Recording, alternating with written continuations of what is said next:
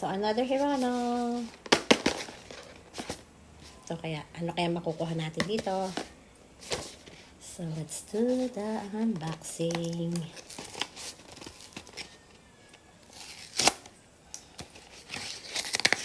Taran.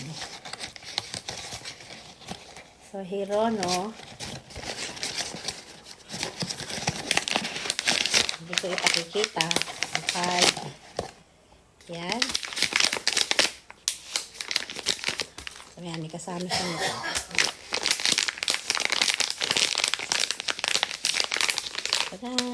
Tadaan! 1, 2, 3! Ito. Ay! Ang cute! Ang cute! Tingnan nyo! Cute! Oh, wawa naman si Hirano. Tingnan nyo naman. Oh, tapos naman nakaganito lang siya. Tapos ito yung likod niya. Oh, tingnan mo. Oh, parang bola. Be!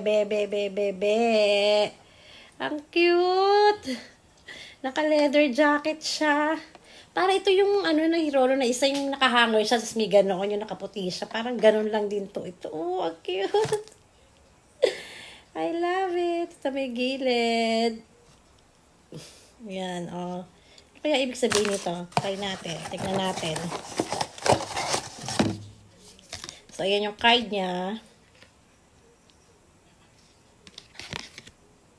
Hirano 0427. Costumes. Walang nakalagay kung ano yung meaning niya. Search na lang natin. So, ayan na. Yep. Yan, ganun. Wala nang laman sa loob. So, ito lang. Thank you. So, another collection na naman to. So, ilagay na natin siya doon sa kanyang lagayan. Aray ko po, nabundol pa ako. So, puno na siya. So, dito muna kita ilalagay sa taas. Ayan. Diyan. O, diba?